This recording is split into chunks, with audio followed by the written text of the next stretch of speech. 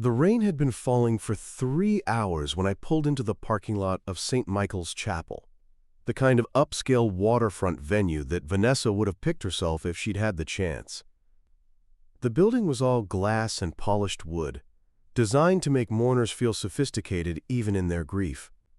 I sat in my rusted Honda Civic for a moment, watching well-dressed people hurry through the rain, their umbrellas black dots against the gray Seattle morning. My hands gripped the steering wheel. The suit I wore hadn't seen daylight in 5 years, and it felt like wearing someone else's skin. Miguel had insisted I come. "You were married to her for 15 years, Danny," he'd said in that gruff way of his. "You got every right to be there." But rights and reality were different things, and the reality was that most people in that chapel saw me as the man who'd held Vanessa back. Before we jump back in, tell us where you're tuning in from, and if this story touches you, make sure you're subscribed, because tomorrow I've saved something extra special for you. I stepped out into the rain, immediately regretting not bringing an umbrella. The water soaked through my jacket as I jogged toward the entrance, where a small crowd lingered under the covered doorway. I recognized several faces: colleagues from Vanessa's real estate firm, neighbors from the old house, people who used to know me when I was still somebody's husband. "Daniel Holt," a voice called out. I turned to see Harvey Collins, one of Vanessa's former business partners, approaching with that smile that never reached his eyes. "Didn't expect to see you here." "Paying my respects," I said simply. Harvey nodded, but his expression said what his words didn't. "What respects could you possibly have to pay?" "Well," he said, adjusting his expensive tie, "at least Vanessa lived to see Samantha succeed. That law firm of hers is doing incredible work." I nodded and moved past him into the chapel. The interior was even more impressive than the outside: high ceilings, soft lighting, and enough flowers to fill a greenhouse. I found a seat near the back, hoping to blend into the wallpaper. Miguel appeared beside me moments later, water dripping from his weather-beaten jacket. "You look like you're about to bolt," he whispered. "I'm fine." "No, you're not. You're doing that thing where you try to disappear." Miguel had worked the docks with me for 20 years before I opened my repair shop. He knew me better than I knew myself sometimes. "Keep your head up, Danny. You belong here as much as anyone." But as I looked around the room, I wasn't so sure. The chapel was filled with successful people: lawyers, real estate agents, city council members, people who wore their achievements like badges. At the front, I could see Samantha greeting guests with the practiced grace of someone accustomed to being watched. She was 32 now, tall and elegant in a way that reminded me painfully of her mother. Her black dress was perfectly tailored, her blonde hair pulled back in a flawless chignon. She moved through the crowd like she owned the room. The service began with a string quartet playing something classical and mournful. The pastor, who clearly hadn't known Vanessa personally, spoke in generalities about her dedication to her career and her daughter. Then came the eulogies. Vanessa's business partner spoke about her drive and ambition. A college friend talked about her transformation from a shy girl to a powerhouse. A client described how Vanessa had helped her find the perfect home for her family. Each speaker painted the same picture: Vanessa as a woman who'd overcome obstacles to achieve greatness. I sat there listening, remembering a different woman, the one who used to laugh at my terrible jokes, who cried during romantic movies, who once told me she felt safe when I held her. But that woman had been buried long before today. As the formal eulogies ended, I started to gather my jacket, thinking I could slip out during the reception. I'd paid my respects, I'd done what Miguel said I should do, but then Samantha stood up and walked to the podium, and something in her posture made me freeze. "I'd like to say a few words about my mother," Samantha began, her voice clear and confident. The room fell silent. Even the rain seemed to quiet against the windows. She started gently, talking about Vanessa's love of gardening and her terrible cooking. People chuckled at the right moments. But then her tone shifted, becoming more serious, more pointed. "My mother was a woman who believed in hard work," Samantha said, her eyes scanning the crowd. "She taught me that success isn't handed to you. You have to fight for it. You have to be willing to sacrifice for your dreams, not wait for other people to hand them to you. I felt a chill that had nothing to do with my wet clothes. She showed me what it meant to be resilient, Samantha continued. When certain people in her life chose to give up, to settle for mediocrity, she refused to let that define her. She worked nights, weekends, holidays. She built something meaningful while others. She paused, and I swear her eyes found mine across the room, while others sat around feeling sorry for themselves. The words hit me like physical blows. Around me I could sense people shifting in their seats, some glancing in my direction.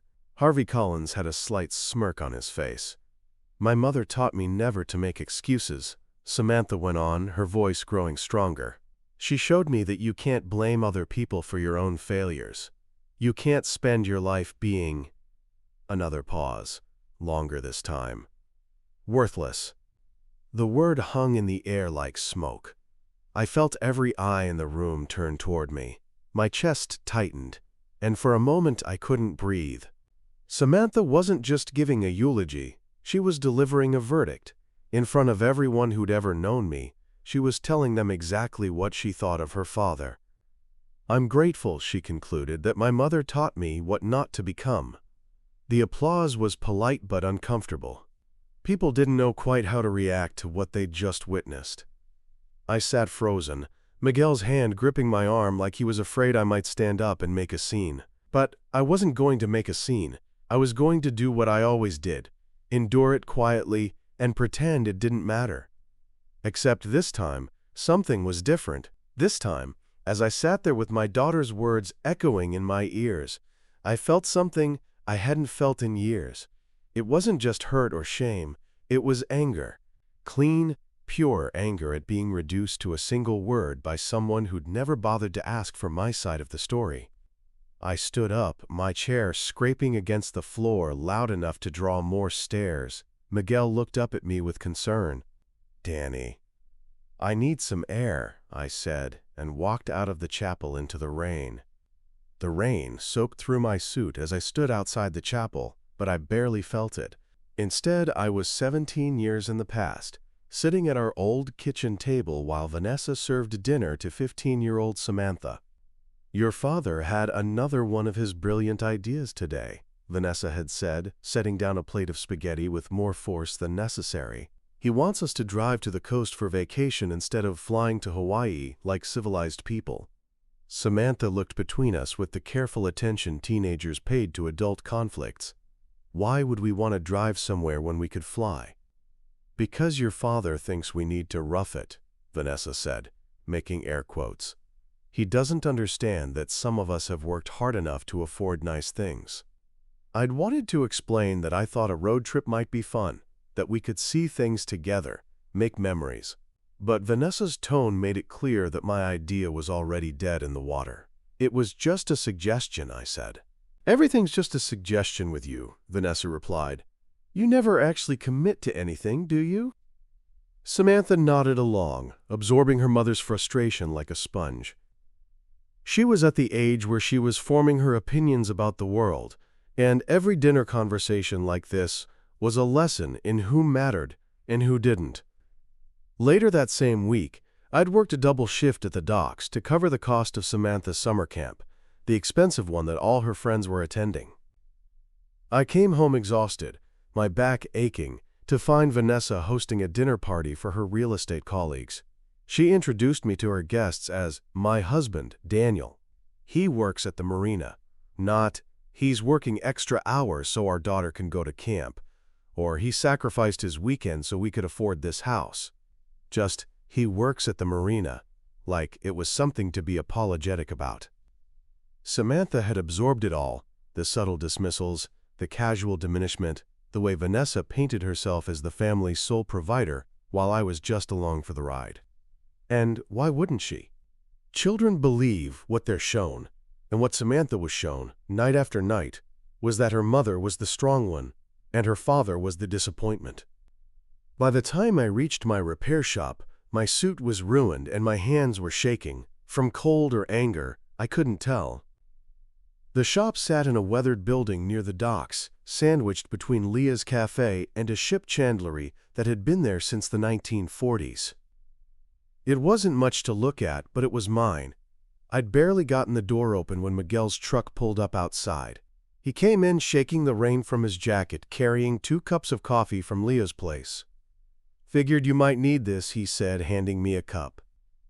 We sat at my workbench in silence for a while, listening to the rain drum against the tin roof. Miguel knew better than to push when I was like this. After 23 years of friendship, he could read my moods like weather patterns. Finally, I told him what Samantha had said, all of it. Miguel set down his coffee cup harder than necessary. "Jesus, Danny, she called you worthless? In front of everyone?" "She did." "And you just sat there?" I looked at him. What was I supposed to do? Start yelling at my daughter at her mother's funeral? "You were supposed to defend yourself." Miguel's voice rose, something that rarely happened. "You've been letting people walk all over you for so long, you've forgotten you have a spine." "Miguel." "No, listen to me." He leaned forward, his dark eyes intense. "I was there, remember? I saw you working 60-hour weeks when Samantha was little. I saw you give up that woodworking studio you wanted so bad, just so you could put money away for her college. You think I don't remember the Christmas you sold your tools to pay for Vanessa's real estate course?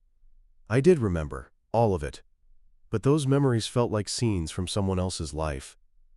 You want to know what your problem is?" Miguel continued. "You think keeping quiet makes you noble, but all it does is let other people write your story for you. And they're never going to write you as the hero, Danny. They're going to write you as the footnote." I stared into my coffee, watching the steam rise. "It's too late now." Bullshit. It's never too late to tell the truth. But as I sat there in my damp suit, surrounded by the familiar smells of motor oil and metal shavings, I wasn't sure I even remembered what the truth was anymore.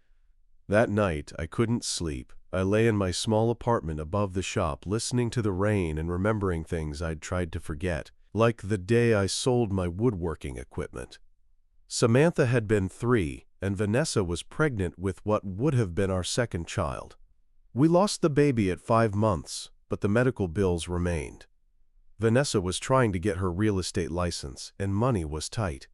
I'd been saving for months to rent a small space where I could set up a woodworking studio. Nothing fancy, just somewhere I could make furniture and maybe sell it on weekends. Telling and preparing this story took us a lot of time, so if you are enjoying it, subscribe to our channel. It means a lot to us. Now back to the story. I'd been good with my hands since I was a kid. My grandfather had taught me to work with wood, and I dreamed of making beautiful things that would outlast me.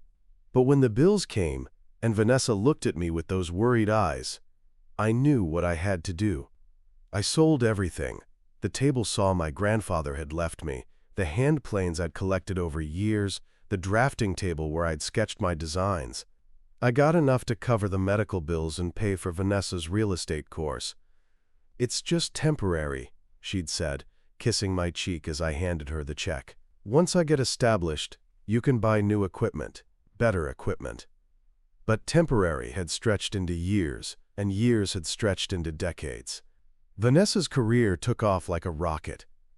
She started making more money than I'd ever dreamed of, but somehow there was never enough left over for my woodworking studio. There was always something else: a new car, a bigger house, private school for Samantha, vacations, retirement savings. I'd told myself it didn't matter. Providing for my family was more important than my hobbies, but lying in bed 29 years later, I wondered if I'd been wrong.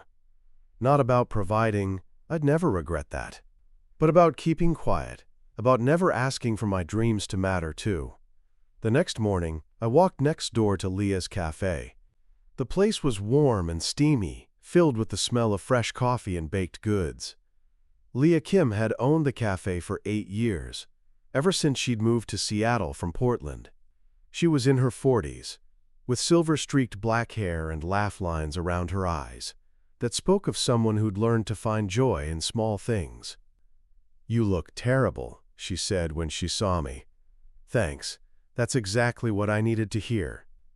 She poured me a cup of coffee without being asked, and gestured to a corner table. "Sit. Tell me what happened." I'd never been much of a talker, but something about Leah made it easy. Maybe it was the way she listened without judgment, or the way she didn't try to fix everything with platitudes. I told her about the funeral, about Samantha's words, about the way I'd felt sitting there like a target. When I finished, Leah was quiet for a long moment. Then she said, "Your daughter's in pain." "What?" "She's in pain, and she's trying to understand why her parents' marriage fell apart. The easiest explanation is to blame someone, and you're the safer target." "How do you figure that?" "Because her mother's dead. You can't be angry at dead people. Not really. It's too complicated, too final. But you're alive. You can absorb her anger and confusion and keep loving her anyway." I'd never thought of it that way. "So I should just take it?" "I didn't say that." Leah leaned back in her chair. "I said she's in pain. But her pain doesn't make what she said true, and it doesn't mean you have to accept it as true." She told me about her own father then, a quiet man who'd worked 2 jobs to support his family, who'd died of a heart attack when Leah was in college. "I spent years thinking he was weak because he never stood up for himself," she said. "It wasn't until after he died that I realized how much strength it took to carry all of us on his shoulders without complaining." "What's your point?" "My point is that sometimes the people who love us most are the ones who understand us least. And sometimes we have to help them understand, even when it's hard." I left the cafe with Leah's words echoing in my head. Sometimes we have to help them understand. But how do you explain 20 years of silence to someone who's convinced your silence means you have nothing to say? That evening, I sat at my kitchen table with a yellow legal pad and tried to write a letter to Samantha. I wanted to explain everything: the sacrifices, the quiet love, the dreams I'd set aside without resentment. But every time I started, the words felt wrong. "Dear Samantha," I wrote, "I know you think I'm worthless, but let me tell you about the Christmas when you were 7. No, too defensive. "Samantha," I tried again. "There are things about your childhood you don't remember, things your mother and I decided you didn't need to know." No. That sounded like I was blaming Vanessa. I crumpled up page after page, frustrated by my inability to capture 20 years of complicated truth in a simple letter. How do you explain that love sometimes looks like absence? That sacrifice sometimes looks like failure? That strength sometimes looks like surrender? Finally, I wrote 3 pages straight through, not stopping to edit or second guess. I told her about selling my tools for her college fund. I told her about the nights I worked overtime, so she could have the same clothes as her friends. I told her about the woodworking studio I dreamed of, and how giving it up had never felt like a loss, because her future mattered more. When I finished, I read it over. It was honest and heartfelt, but it was also pathetic. A 59-year-old man begging his daughter to understand why he'd failed to live up to her expectations. I tore it up and threw the pieces away. If I was going to speak my truth, it wouldn't be on paper. It would be face to face, in my own voice, with my own dignity intact. The memorial gathering was held 3 days later at the yacht club where Vanessa had been a member. It was supposed to be a celebration of her life, a chance for people to share happy memories over wine and appetizers. I hadn't planned to go, but Miguel convinced me. "You want to spend the rest of your life as the guy who got called worthless and never said a word?" he asked. So I went. I wore the same suit, now cleaned and pressed, and I stood near the bar nursing a beer while people told stories about Vanessa's charm and ambition. Harvey Collins was holding court near the windows, regaling a small crowd with tales of Vanessa's rise in the real estate world. She was remarkable, he was saying, especially considering what she had to work with at home. He glanced in my direction as he said it, and several people followed his gaze. I felt that familiar burn of shame, the same feeling I'd carried for years. But this time, something was different. This time, instead of looking away, I looked back. "What did you say?" I asked, stepping closer to Harvey's group. Harvey's smile faltered slightly. "I was just saying that Vanessa was remarkable." "No," I said, my voice steady. "You said considering what she had to work with at home. What did you mean by that? The conversations around us began to quiet. People were starting to notice the tension. Harvey cleared his throat. Well, Daniel, I just meant, that Vanessa had to carry a lot of the burden herself. What burden? The financial burden, the responsibility for the family. I set down my beer and stepped closer. Harvey, do you know how many hours I worked while Vanessa was building her career? Do you know who paid for her real estate courses? Her licensing fees? The networking dinners where she met her first clients? Harvey was looking uncomfortable now. Several other people had gathered around, sensing drama. Do you know, I continued, my voice getting stronger, who worked double shifts so Samantha could go to private school? Who sold his grandfather's woodworking tools to pay for medical bills? Who gave up his dreams so his wife could chase hers? The room had gone almost completely quiet now. I could see Samantha across the room, watching with a mixture of shock and anger on her face. I worked 60 hours a week for 20 years, I said, loud enough for everyone to hear. I never missed a mortgage payment. I never missed a tuition payment. I never asked Vanessa to sacrifice her career for mine, but I sacrificed mine for hers, without hesitation. And you know what? I was proud to do it. I was proud to be the foundation she built her success on. Harvey was staring at me like I'd grown a second head. Daniel, I didn't mean to. Yes, you did, I said. You meant exactly what you said. You think I'm worthless because I wasn't flashy about my contributions. Because I didn't demand credit for every sacrifice. Because I believed that love meant lifting people up, not tearing them down. I looked around the room, meeting the eyes of people who'd known me for decades but had never really seen me. My marriage failed, I said. I'm not going to pretend otherwise. But it didn't fail because I was worthless. It failed because somewhere along the way, we forgot we were supposed to be partners instead of competitors. The room was dead silent. I could hear the clink of ice in glasses, the distant sound of boats in the harbor. I loved Vanessa, I said finally, and I love my daughter. But I'm done being ashamed of who I am, just because who I am wasn't enough for them. I walked toward the door, feeling lighter than I had in years. I was almost to my truck when Samantha caught up with me. Dad, wait.